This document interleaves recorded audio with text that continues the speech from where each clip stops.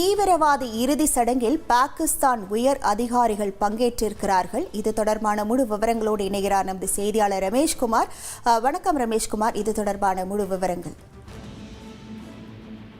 பாகிஸ்தானில் உள்ள பயங்கரவாத நிலைகளின் மீது இந்தியா மேற்கொண்ட ஆபரேஷன் சிந்தூர் நடவடிக்கையில் 70க்கும் மேற்பட்ட பாகிஸ்தான் பயங்கரவாதிகள் கொல்லப்பட்டிருப்பதாக கூறப்படுகின்றது.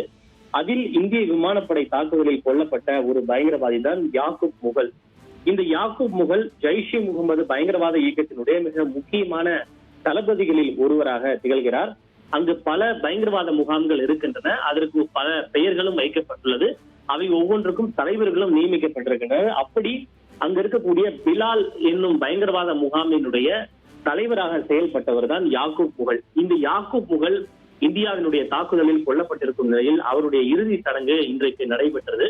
அதில் அந்த பகுதியை சார்ந்த பயங்கரவாத அமைப்புகளை சார்ந்த உறுப்பினர்கள், அந்த உள்ளூர் பொதுமக்கள் ஆகியோர் கலந்து கொண்டனர். அது பிரச்சனை அல்ல. ஆனால் இதில் பாகிஸ்தானுடைய உளவு அமைப்பான ISI, inter services intelligence department என்று சொல்லப்படக்கூடிய உளவு அமைப்பின் சில அதிகாரிகளும், உள்ளூர் காவல்துறையினரும், சில ராணுவ அதிகாரிகளும் கூட கலந்து கொண்டிருப்பது சலசலப்பை ஏற்படுத்தி இருக்கிறது. இந்த பயங்கரவாதிகளுக்கு பாகிஸ்தான் தொடர்ந்து ஆதரவு அளிக்கிறது, அவர்களுக்கு அடைக்கலம் கொடுக்கிறது, பயிற்சி அளிக்கிறது என்று பாகிஸ்தான் மீது இந்தியா தொடர்ச்சியாக குற்றம் சாட்டினாலும் பாகிஸ்தான் அதற்கு தொடர்ந்து மறுப்பு தெரிவித்து வருகிறது. இதற்கும் எங்களுக்கும் எந்த விதமான சம்பந்தமும் இல்லை என்று.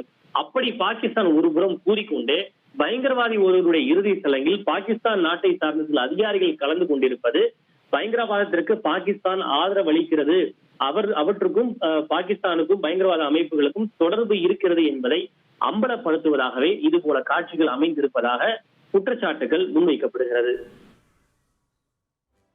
உங்கள் விவரங்களுக்கு நன்றி ரமேஷ்குமார்.